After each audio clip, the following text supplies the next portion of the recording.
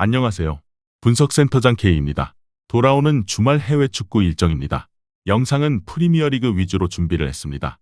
프로토 업데이트가 이뤄지는 더 많은 리그의 경기들의 분석과 경기 시작 전 최종 라인업을 통한 최종 결과 예측에 도움이 필요하신 분들께서는 영상 하단 고정 댓글의 링크를 통해 연락 주신다면 최선을 다해 도와드리겠습니다. 금일 경기는 프로토 126회차 프리미어리그 맨체스터 유나이티드와 브렌트포드의 매치입니다. 먼저 맨유는 부상 우려를 포함한 불투명한 스쿼드로 이번 난관을 넘어가야 합니다. 테나은은 역대급 위기입니다. 시즌 첫 7라운드 승점 8점의 성적은 지난 89-90 시즌 이후 역대 최악의 출발이기 때문입니다. 최근 5경기 3무 1패의 처참한 성적으로 리그뿐만 아니라 유로파에서도 아쉬움이 이어지고 있습니다. 그뿐만이 아닙니다. 34년 만에 홈구장인 OT에서 3연패를 기록한 적이 한 번도 없는 맨유가 3연패 위기에 닥쳤습니다. 최근 페르난데스의 파울 난사에 대한 우려도 각오를 해야 하고 이에 토트넘전도 퇴장으로 변수가 생겨버렸던 것을 감안하더라도 홈에서 이번 경기 과연 이렇게나 정배당을 받은 것을 성적으로 증명할 수 있을지 장담할 수 없습니다. 이는 결국 득점 때문일 것입니다. 호일룬과 지르크지 두 톱의 영입에 2년 연속 우려를 표하게 만들고 있고 실제 맨유는 유럽 5대 리그 전체를 통틀어서 리그에서 가장 적은 득점을 뽑은 네 번째 팀으로 기록되고 있습니다. 같은 리그에서는 사우샘프턴이 유일하고 이에 따른 맨유의 명성은 이미 금이 가기 시작했습니다. 이번 경기도 가르나초의 출전이 화면상과 같이 선발로 이루어지지 않을 가능성이 대두되고 있고 우가르테도 부상으로 나오지 못할 것으로 예상되고 있습니다. 중원에서 마이누까지 없다 보니 카세미로와 에릭센에 의존해야 할 것으로 예상이 되는 와중 마즈라위도 이탈한 수비의 마르티네즈가 제공권을 잃어버린다면 세트피스는 맨유의 최대 위기를 만들 수도 있는 이번 경기입니다. 과연 자랑이라고 할 수 있는 지금의 측면 전개 속도 및 개인 기량이 OT의 영광을 찾을 수 있게 할지 궁금해지는 경기입니다. 반대로 브렌트포드는 지난 경기 1분 20초 득점으로 역대 최단 시간 80초 이내 4경기 연속 득점이라는 프리미어리그 최초 기록을 달성했고 이는 이미 인터뷰에서 운이 아니라 세트피스 코치 앤드류스의 전술이 녹아든 명백한 의도성 빌드업임을 밝혀 기세를 올리고 있습니다. 위사가 부상으로 이탈하면서 샤데 원톱 체제로 기존 4-3-3 포메이션을 버린 원톱 체제로 바꿨고 은베우모를 확실하게 측면 윙어 역할로 빼는 변화를 주어 은베우모의 박스한 직접 개입은 줄어들었는데 더 기회 창출은 활발하게 이뤄지며 측면 크로스를 통한 헤더를 브렌트포드의 핵심 루트로 만들어가고 있습니다. 여기에 센터백들까지 과감한 포지션 롤링으로 박스한 집을 해주는 등 확실하게 측면에서의 기회를 놓치지 않다 보니 이번 경기도 코너킥과 함께 측면 빌드업은 브렌트포드의 공격을 만들 것이라 보여집니다. 하지만 샤데의 골결정력은 지난 경기도 옵사이드 판정을 받았으나 처참한 모습을 보여주었고 여전한 고민을 안고 있는 풀백 수비와 함께 해결해야 할 숙제로 남아있는데 공격에서 기죽지 않고 원정 3연패의 부진한 수비와 득점력을 개선시키는 것이 목표일 것입니다. 개인적으로도 이번 경기는 래시포드의 침투를 얼마나 은베우모가 지치지 않고 협력 수비를 통해 억제하냐가 오른쪽에서 관건이 될 것이라 보여지고 수비 우려는 지우기 힘들다고 보여지는 것을 어쩔 수 없어도 이번 경기 다시 한번 초전박살의 브렌트포드의 공세가 변수를 만들 힘이 있다고 느껴지는 경기입니다. 결과 예측을 해본다면 이번 경기는 맨유가 패배한다면 정말 대참사가 나오게 되는 매치입니다.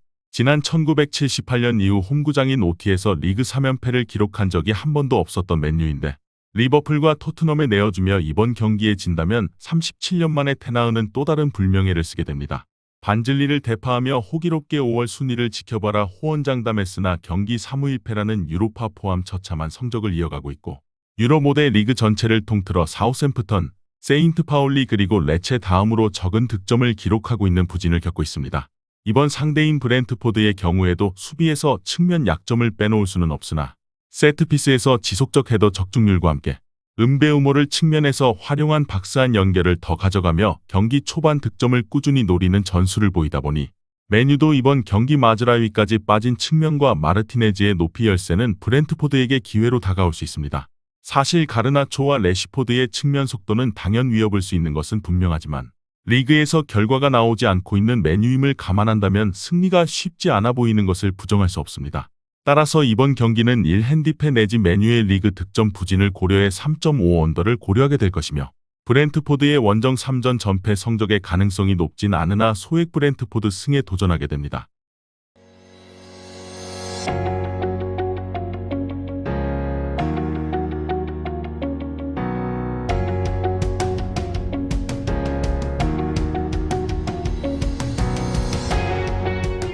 다음 경기는 뉴캐슬과 브라이턴의 매칭치입니다. 먼저 뉴캐슬은 지난 경기 고든의 PK 실축이 에버턴 원정 0대0의 아쉬운 결과를 초래했고 승점 1점만을 수확한 채 A매치 정비 후 이번 홈경기를 치르게 됩니다. 뉴캐슬의 하우 감독이 토트넘의 새 구단주가 부임하게 되었을 때 차기 감독 후보로 이름이 오르고도 있다만 뉴캐슬에서 아직 시즌 흥행을 이어갈 힘은 보여주고 있습니다. 특히 이번 경기는 홈에서 이뤄지기에 왜 뉴캐슬이 이번 경기 정배당을 받았는지 근거를 확실히 합니다. 지난 시즌 경기였던 1월 맨시티전 2대3 패배 이후 리그 12경기 무패 행진을 홈에서 기록하고 있는 뉴캐슬입니다. 그만큼 원정에서 기복은 있으나 홈에서는 다른 모습을 보여왔고 토날리가 돌아와 더 공간 활용을 통한 침투 패스가 고든과 합이 반지 쪽으로 만들어지고 있기에 이번 경기도 미드필더 쪽뿐만 아니라 전체적인 체격 차이 및 전투적인 중원 경합으로 이점을 가져갈 것이라 예상되고 있습니다. 하지만 이삭이 부상으로 빠지면서 고든의 센터포워드 기용은 아직 확실히 증명을 했다고 보기는 어렵습니다. 실제 컵대회를 로테이션이었으나 해당 경기를 포함해 뉴캐슬이 이삭 이탈 이후 3경기에서 멀티득점은 한 번도 기록하지 못했고 원정 데이터가 섞여 있다지만 공세가 떨어지고 있음은 결과로 나타나고 있습니다. 브라이턴과도 홈에서 3경기 무패이지만 1승2무로 공격을 쉽게 뚫어내지 못했다 보니 불안 요소가 생깁니다. 물론 지난 시즌 후반 홈에서 만난 두 팀의 경기는 1대1로 끝이 났으나 정작 미러키는 분명히 승리할 기회가 있기도 했으며 브라이턴이 상당히 고전했다는 것을 고려한다면 이번 경기도 뉴캐슬이 홈에서 승점을 가져갈 수는 있을 것이라 보여집니다. 반대로 브라이턴은 홈에서 토트넘에게 2대0의 경기를 3대2로 뒤집는 데 역전극을 펼치며 분위기 반전을 시켰습니다. 첼시 원정에서 팔머에 제대로 굴욕을 당한 브라이턴이고 해당 경기를 포함해 3경기 무려 8실점을 기록한 수비는 이번 경기도 최대 난제입니다. 거기에 이번 경기는 꽤나 높은 확률로 늦게 A매치 차출로부터 복귀한 엔시소와 에스투피난의 출전이 이루어지지 않을 가능성까지 대두되고 있습니다. 페드로의 부상이 또 생기면서 불운을 겪은 와중 대체자인 루터는 아직 리즈에서의 활약상이 나타나지 않고 있고 다시 한번 민테와 미토마의 빌드업이 결과를 내야 하는데 문제는 뉴캐슬의 피지컬이 이들 윙어들을 압도할 만큼 굉장히 차이가 나는 데 있습니다. 아무리 빠르고 발기술이 뛰어난 두 선수라지만 뉴캐슬의 풀백들의 통제를 따돌리기가 쉽지 않을 수 있는데 이에 브라이턴은 초반 대형 유지를 하는데 집중할 수 있습니다. 이미 공격에 너무 심취하며 무너진 수비 라인의 대가를 톡톡히 치렀다 보니 이번 경기도 초반 선제골을 위해 윽박지르기보다는 특유의 브라이턴이 보여주는 점유율 위주의 축구를 볼 수 있다고 생각도 듭니다. 하지만 이러한 운영이 경기 내도록 먹힐 것이라 보기에는 홈에서 뉴캐슬의 압박은 굉장히 강하고 리그 원정 경기를 치르며 개막전이던 에버턴 원정 4대0의 승리가 지난 원정 9경기에서 유일한 승리였기에 홈과 원정에서의 기복이 너무 큰 브라이턴에게 이번 뉴캐슬 원정은 쉽지 않아 보입니다.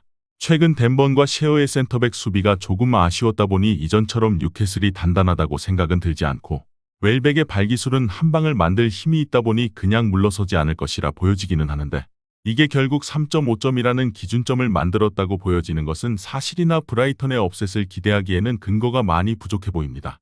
결과 예측을 해본다면 이번 경기는 뉴캐슬이 정배당을 받게 된 근거가 너무 많이 있는 경기입니다.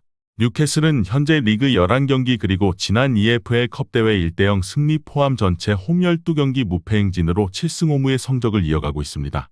그리고 브라이턴이 최근 보였던 3경기 8실점에 무너진 수비는 뉴캐슬의 최근 이삭의 공백에도 자신감을 가지게 할 수치라고 볼 수 있습니다. 또한 브라이턴이 지난 개막전 당시 에버턴에게 거둔 승리가 최근 리그 원정 9경기 중 유일한 승리였고 이러한 지표들은 충분히 뉴캐슬에게 정배당이 나오게 만들 수 있습니다. 그런데 뉴캐슬이 올해 승리한 리그 홈 경기들 중 사우샘프턴을 상대로 한 1대0을 제외한 전 경기가 다득점으로 이루어졌는데 이삭의 이탈 후 최근 득점력이 원정 경기들이 섞였다지만 떨어진 것이 확실히 체감되고 이번 경기도 과연 브라이턴이 특유의 점유율을 확보하고자 하는 운영을 했을 때 자신들의 페이스로 경기를 주도할 수 있을지 장담할 수 없는 것 같습니다. 브라이턴도 최근 실점에 대해 분명한 문제인지를 하고 있다 보니 신경을 쓸 테고 의외로 점수가 나지 않을 수 있다고 보여지는 경기입니다. 그렇다면 주력은 3.5점 기준 언더가 될 테고 뉴캐슬의 2대1 내지 1대1 변수에서 결과를 예측해야 하는데 개인적으로는 지난 37라운드 경기 양상의 뉴캐슬은 충분히 기회가 있었다 보기에 1 핸디무도 노려보게 됩니다. 단 절대적 무승부 가능성이 있는 매치인 만큼 신중한 접근이 필요할 것입니다.